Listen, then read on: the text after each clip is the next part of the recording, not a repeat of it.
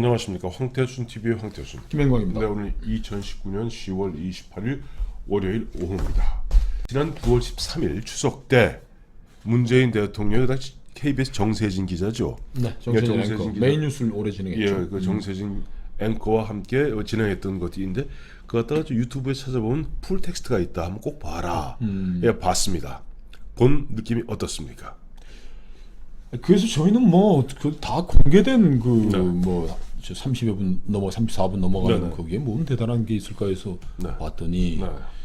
야, 이분들이 저희한테 제보해 준 분들이 네. 그거 봐라. 예, 예.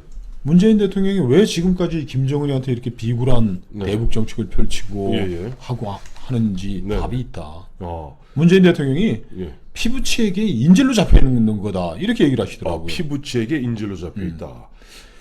그래서 저는 이것도 보고 하면서 야, 저는 14합의에 가졌던 제일 큰 의문을 가졌었던 거예요. 우리 뭐 황 대표도 기억하시겠고 애청자님도 기억하시겠지만 그게 2007년도 14 남북 정상회담이라는 게 굉장히 무모하고 불필요하고 남북 관계에 있어서 굉장히 낭비적인 그런 회담이었습니다. 첫째, 대선 2달 앞두고죠.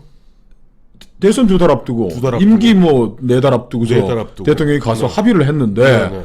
우리 다 그때 클린턴 대통령도 올브라이트 국무장관이 북한에 가고 뭐 하는 그 와중에 네. 김정일이가 좀 와달라고 1994년에 했을 때 안 간 이유가 94년이 아니라 2000년입니다. 야 2000년 그렇죠. 네네. 죄송합니다. 그 제네바 합의가 하도 머리에 예, 박혔죠. 했는데 안 갔던 가장 큰 이유가 네. 후임 대통령의 임기도 내가 아직 뭐 많이 안 남아 있고 그렇죠. 내가 그 중요한 어떤 외교적인 결정을 내리면 후임자에게 부담을 줄 수 있다 그랬는데 노무현 대통령이 그렇게 뿌득뿌득 북한에 가가지고서 14합의라는 게 지금까지 1953년 이후에 남북 합의 가운데 가장 파격적으로 북한에게 퍼주게 하겠다는 그렇죠. 도로와 철도를 연결하고 지금 네. 뭐 남북 문제에서 거론되는 거 네. 뭐 조선소를 건설해주고 뭐 자동차 회사를 건설해주고 모든 우리 역량을 지원해서 다 쏟아주겠다. 그게 뭐 30조가 될지 100조가 될지도 모르는 네. 선물 보따리 주고 왔단 말이에요. 네네. 임기 그래요. 6달 남겨둔.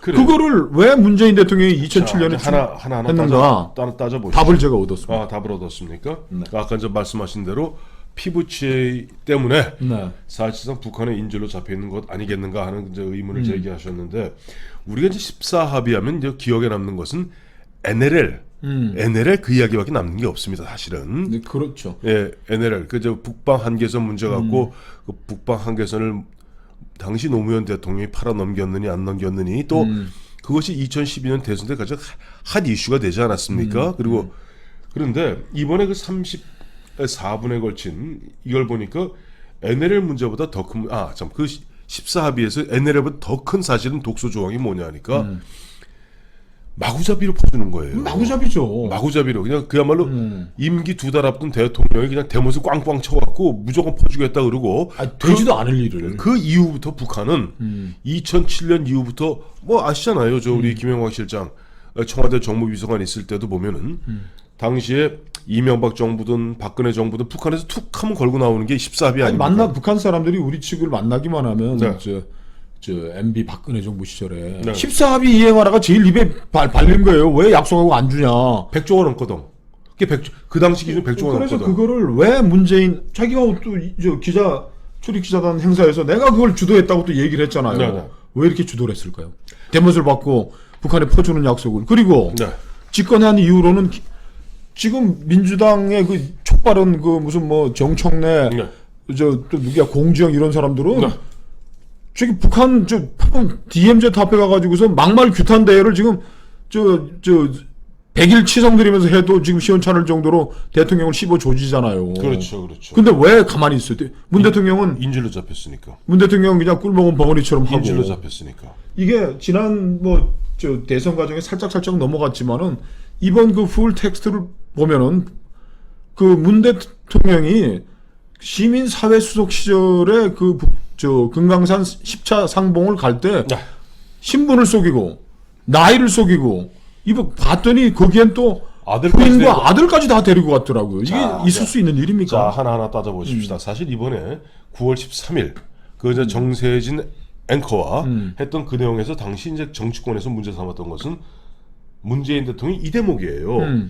이산이 70년 됐는데 긴 세월 동안 이산 가족의 한을 해결해주지 못하고 서로 만날 기회조차 주지 않은 것은 남쪽 정부든 북쪽 정부든 함께 잘못하고 있는 것이다. 남쪽 정부든 북쪽 정부든 함께 잘못하고 있는 것이다. 그때 KBS하고 한 그 풀텍스트를 보면은 네. 문 대통령이 이것도 거짓 진술을 하고 있는 겁니다. 네. 본인이 얘기를 한 거예요. 자, 그날 정세진 앵커가 이렇게 물어요. 네. 한강에서 만나서 하여튼 엉터리로 나이도 70 몇 살에 쏘기고 74세. 시민사회수행하게 쏘지고 가가지고 했는데 네. 정세진 앵커가 이렇게 물어봐요. 네. 그 뒤에로는 네. 한 번도 연락이 안 된 건가요? 네. 그러니까 문재인 대통령이 설명하는 거야. 네. 후속으로 서로 연락할 수 있는 것이 마련되지 않았기 때문에 네. 이때 헤어진 것이 마지막이었습니다. 네. 워낙 신청을 기다리는 상세히 알아. 네. 이분이 노태우 시절부터 어머니를 대신해 가지고 네.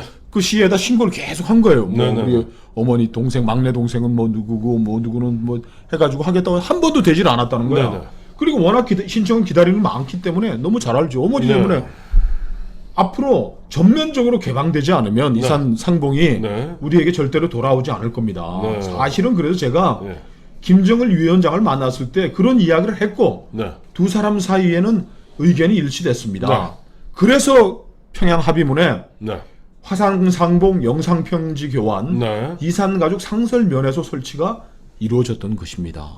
이산가족의 아픈 거를 다 아는 분이 이 김정은이하고 이렇게 하기로 약속을 했는데 화상상봉도 하고 연락도 주고도 하고 했는데 그러면 그게 안 된 게 북한 때문에 안 된 건 왜 남쪽 때문입니까? 뭐 문재인 대통령이 잘못한 거예요? 이산가족 이게 저 연락도 못하게 하고 뭐 심사 확인 못하게 문재인 대통령이 막은 거예요? 아니 9.19 합의에 그렇게 해놓고 김정은이도 오케이 했다며. 그런데 보면 지금 김정은이가 못 막는 거지 남쪽 정부를 들먹여서 이건데 다시 이제 우리 옛날 34분 걸로 들어갑니다. 네. 거기에 보면 이제 아까도 말씀하셨습니다만은 거기 이런 대목이 나와요. 자기가 아까 노태우 정부 때부터 계속 신청을 했는데 계속 밀렸는데 마침 북한에서 자기보다 4살 더 위인 막내 이모가 자기보다 4살 많답니다. 그러니까 그 당시 나이 55세예요. 4살 많은 이모가 이모가 신청한 거지 당첨이 돼서. 이모가 북한에 있는 이모를 빌어서 북한에서 문재인을 꼭 찍은 거예요. 그렇죠. 그러니까 그 상봉 신청 주체는 이제 막내 이모인 건데 이모죠. 본 적도 없는 문재인이를 꼭 찍어가지고 조카라 해가지고서 명단에 올려가지고 했는데 네네.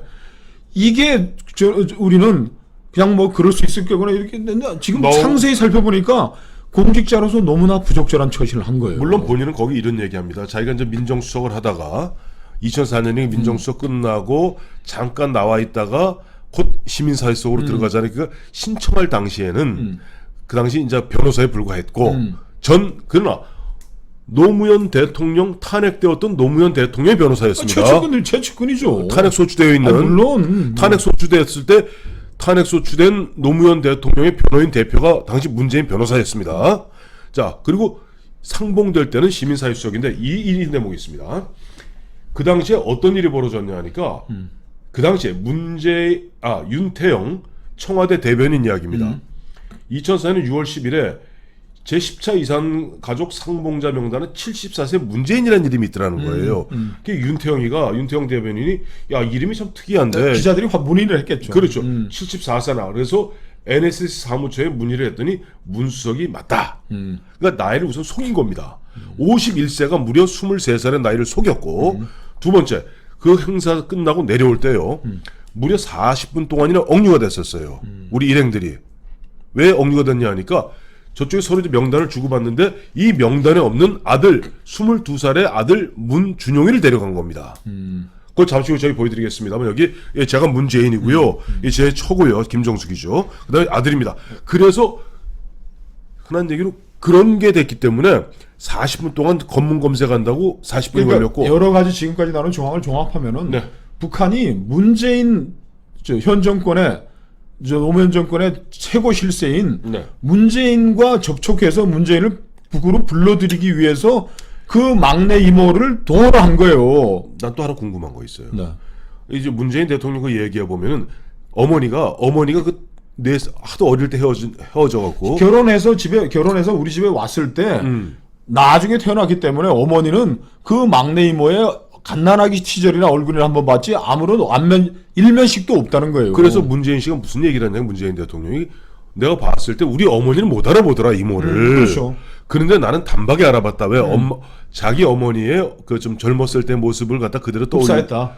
흡사했다라고 하는데 그러니까 저쪽 북한 쪽에서는 그거예요. 그러니까 어떻게 보면 서로 만날 필요도 만날 이유도 없는데 오로지 문재인을 포로로 잡기 위해서 문재인을 불러들이기 위해서 그 이모를 동원한 거죠. 근데 그 이모 맞냐고 내가 근데 그걸 물어보는 거예요. 그거야 뭐 우리가 뭐 확인할 방법이 아니 그 딴 사람 아닌 말로 문재인 가족 황태순 같으면 저도 우리 아버지가 평양 아닙니까? 아직 상봉 못 하셨어요? 못했어요. 아버지도 계속 신청하셨는데 쳐갖고 그럼 어느 날 갑자기 제가 예를 들어서 이제 뭐 다음 정부에 제가 무슨 예를 들면 수석이라 칩시다. 무슨 뭐 수석이라 칩시다. 그러면 누가 보다 야 사실은 그저 이북에서 있던 너희 형이야 아니면 뭐 누구야 라고 하면 제가 알 길이 있습니까? 엉뚱한 놈을 세워놔도. 그렇죠. 그러니까 그 북한의 목적은 뭐냐? 그러니까 그 당시에 보면 유일한 50세 상봉자가 문재인의 이모였다는 거예요. 그렇죠. 그러니까 북측으로서는 네. 이산상봉 신청할 기준도 안 되는 여자인 거죠. 안 되는 거예요. 자, 그 여자를 앞세워 가지고 문재인을 콕 찍어 가지고 불러 올렸는데 네. 저는 이게 뭐 전례가 없었단 모르겠지만 우리 저 남북회담 하러 올라갔던 분들 밤에 숙소에 뭐 조카 동생 들이밀어 가지고서 강제 상봉시키고 그걸 인질로 삼아 가지고 한 사례가 많잖아요. 대표적인 게 바로 보면은 한때는 김정일 현재 문재인 대통령은 김정은의 수석 대변인 얘기 듣지 않습니까? 그렇죠. 근데 DJ 정부 시절에는 김정일의 대변인이라는 또 호칭을 들었던 사람이 있습니다. 임동원 전 국정원장, 임동원 전 통일부 장관인데 이분도 평양도 사람이에요. 근데 이 양반이 1990년 그리고 그 당시 강용훈 국무총리 이북 분입니다. 그렇죠. 이분들이 이제 그 남북 고위급 회담 때문에 북한에 갔을 때 이거는 뭐니까 임동원 씨가 자기의 자서전 피스메이커에 쓴 거예요. 쓰니까 남겨주지 다른 분들은 만나고 쓰지도 않은 거예요. 여기 그 대목 그대로 한번 읽어드리겠습니다. 임동원 전 국정원장이 1990년 평양을 방문했을 때 북한의 주선으로 여동생과 남동생을 만났다는 겁니다. 어떻게 되니까 여동생 동현이와 남동생 동진임을 확인한 나는 마침내 서로 끌어안고 울음을 터뜨렸다. 그렇게 한참 동안 울고 난 후 어머님과 아버님 모두 전쟁 때 돌아가셨다는 비보를 전해 듣게 되어 도무지 눈물의 바다에서 헤어나올 수가 없었다. 이날 밤 나는 돌아가신 부모님을 생각하면서 밤새 울었다. 물론 우리 이산 가족의 아픔 모르는 거 아닙니다. 아이 여기도 이산 가족이잖아요. 그렇죠. 이분이 육군 사관학교 나오신 분인데 육사 출신입니다. 햇볕 정책에 뭐 만들어 가지고 북한 다 죽어가는 1994년부터 5년, 6년, 3년간 200만 명이 굶겨 지금 북한에다가 생명의 파이프라인을 대준 사람 아닙니까? 그렇죠. 저는 이런 게 있다면은 저는 그 문 대통령의 피부치에 대한 사랑, 어머니에 대한 효심은 이해하겠으나 네. 공직자 누가 보더라도 네. 나 문재인 노무현의 최측근을 끌어올리기 위해서 얼굴도 모르는 엄마도 얼굴을 모르는 그 50대 못 알아보는 그 여자를 납세를 했다면은 자제했어야 맞는 거죠. 거기다 공인으로서의 판단은 100% 잘못됐다 이렇게 저희 얘기할 수 있어요. 그리고요 또 한 가지 뭐 사족입니다만은 보면 특권과 반칙이 난무해서는 안 되죠. 그러니까 직전에 민정수석으로서 그 다음에 현재는 그 당시에 곧 보면은 시민사회에서 수석이 될 노무현 대통령 최측근이 나이를 무려 23살이나 속여서 그것도 데려가서는 안 될 22살의 아들 신청서에 포함되지도 않은 아들까지도 때려갔다는 것은 세치게 한 겁니다. 그런 분들 때문에 저희 아버지는 아직도 98세 되도록 북한에 있는 가족과 상봉을 못하고 있습니다. 그래서 지금 우리 제보해준 우리 독자분들이 그거 한번 다 읽어보라고 그러는데 읽어보면서 읽으면 그냥 보시면 됩니다. 유튜브니까 자막도 봤잖아요. 자막도 뭐 이게 정말 문재인 대통령이 피부치 때문에 북에 김정은의 인질로 돼서 이렇게 대북 굴종적인 정책을 지금 펼치고 있다면 정말 이거 큰일입니다. 그렇습니다.